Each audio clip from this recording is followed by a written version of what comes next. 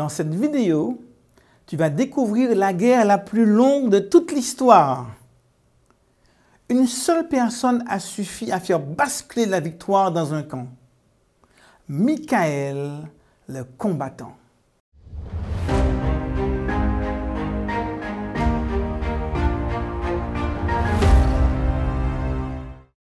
Salut, moi c'est Jean-Jacques.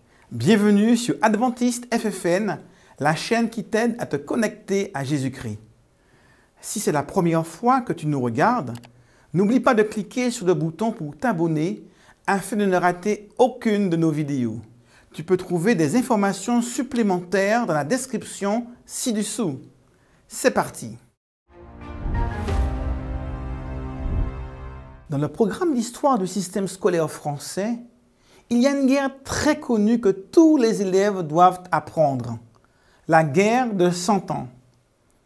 En fait, elle a duré 116 années.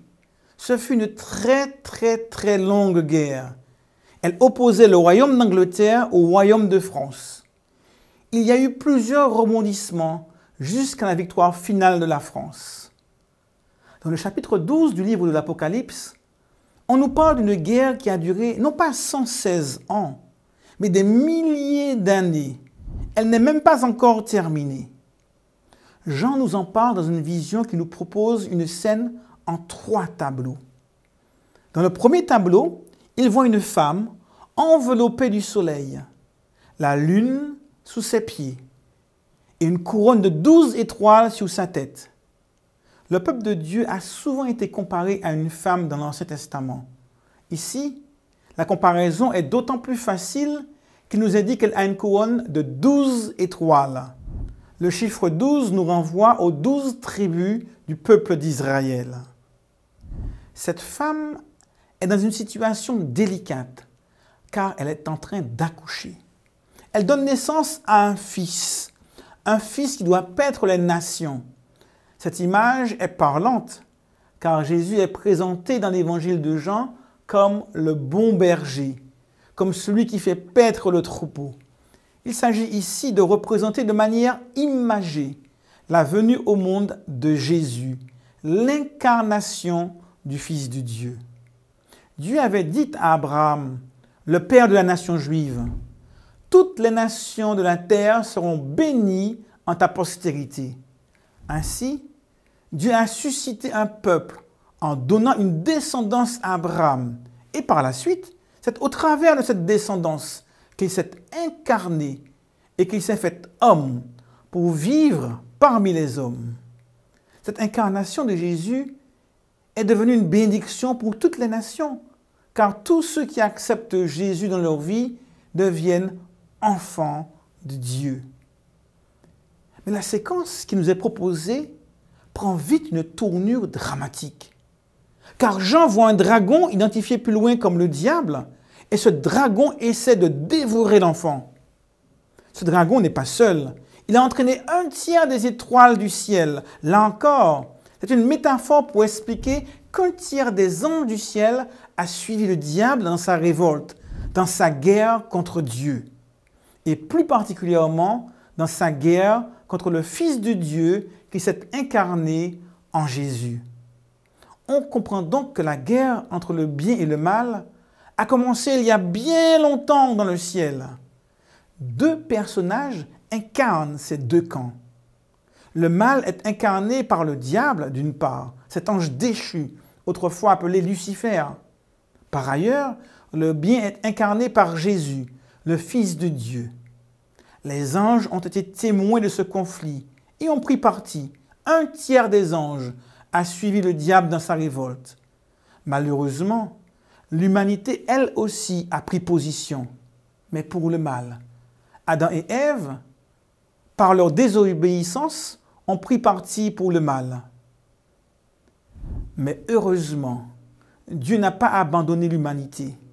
Il a mis en place un plan. Il a pourvu quelque chose pour sauver l'homme du péché et de la mort. Ce plan consistait à envoyer son Fils, Jésus, qui est venu sur terre et qui est mort pour toi, pour moi. Par sa mort, nous avons la vie.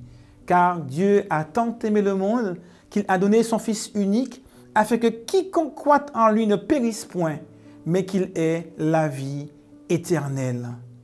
Jésus a été maltraité, fouetté, crucifié jusqu'à la mort. Mais il est ressuscité, il est monté au ciel. Paradoxalement, cette souffrance, cette mort, cette résurrection ont scellé la victoire de Jésus sur le mal. C'est un grand mystère. Dans nos guerres sur terre, ceux qui meurent perdent. Mais dans cette bataille, c'est par son sacrifice ultime qu'il a vaincu le mal et même la mort. L'amour de Dieu qui est allé jusqu'au sacrifice a triomphé des forces du mal.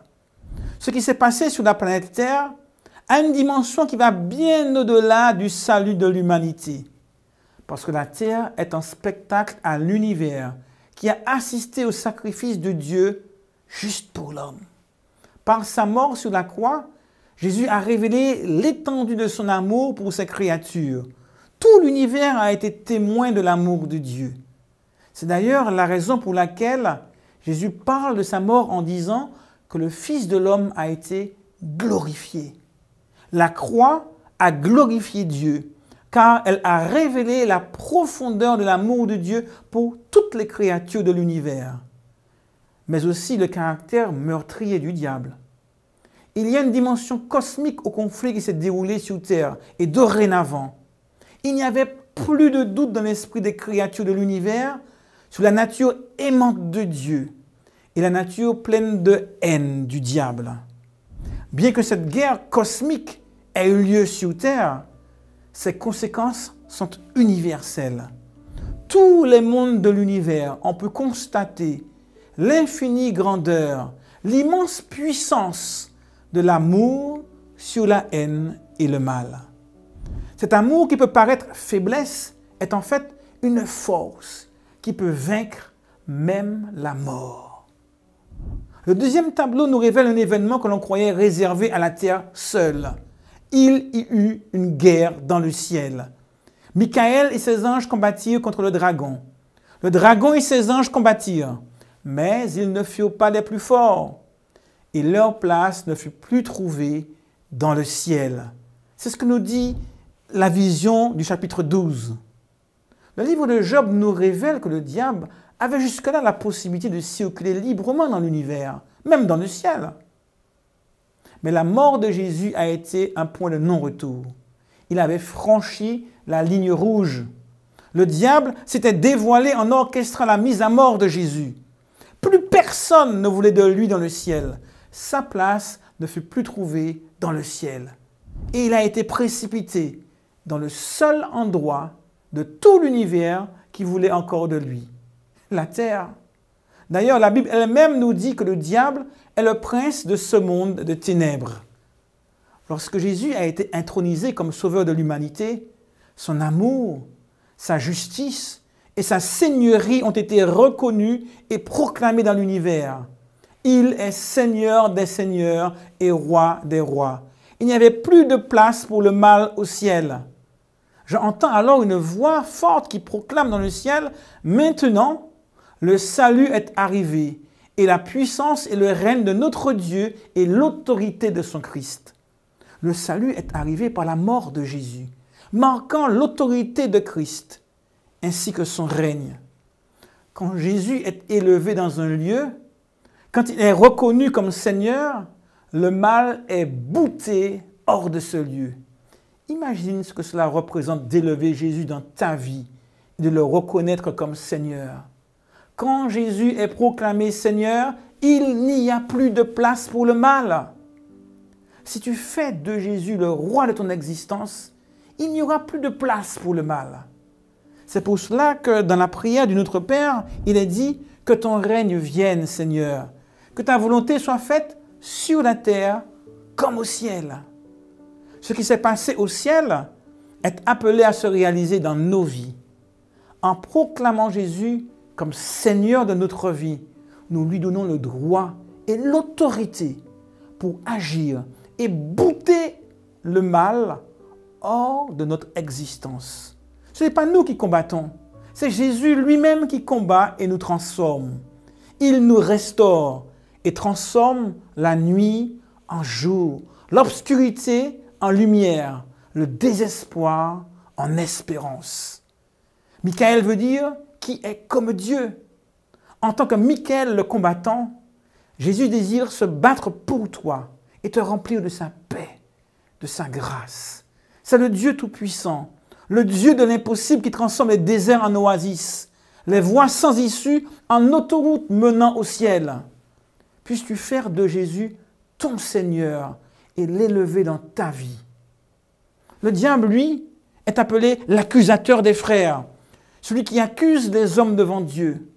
C'est une autre image tirée du monde judiciaire. Nous sommes les accusés et le diable joue le rôle de l'accusation. Mais Jean nous rappelle dans son épître que nous avons un avocat de la défense. Si quelqu'un a péché, nous avons un avocat auprès du Père, Jésus-Christ le juste.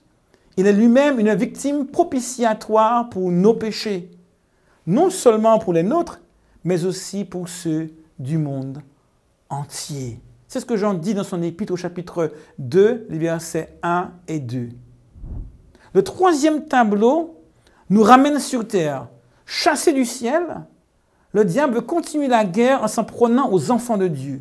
Sa détermination est grande et la voix forte poursuit en disant « Malheur à la terre et à la mer, car le diable est descendu vers vous, animé d'une grande colère, sachant qu'il a peu de temps. » La guerre initiée au ciel se poursuit sur terre. Mais Dieu prend soin de ses enfants. Là encore, un plan est mis en place pour protéger le peuple de Dieu qui est secouru.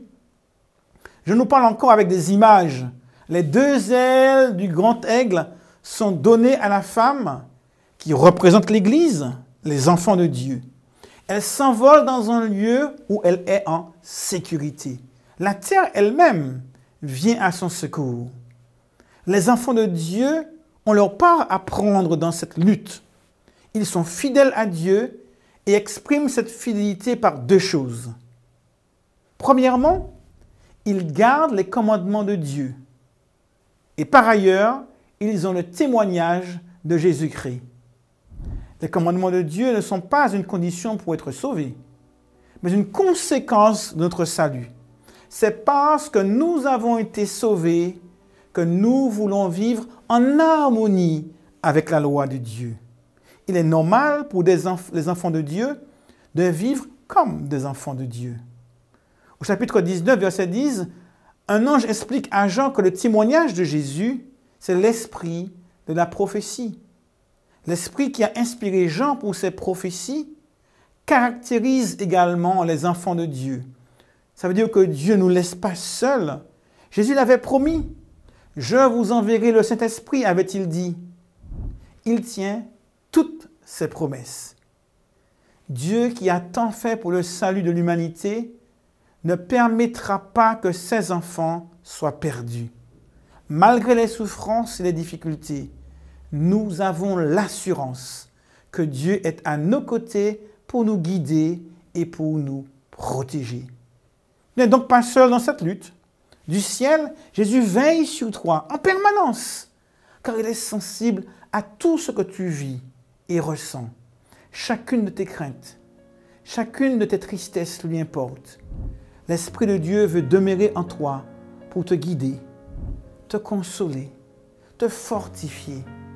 Puisses-tu l'accueillir dans ta vie, car tu ne seras plus jamais le même. Jésus est en train d'agir pour toi en ce moment. Et si ton cœur est touché et que tu veux qu'il fasse la même chose dans le cœur de ceux qui t'entourent, alors partage cette vidéo avec quelqu'un qui compte pour toi.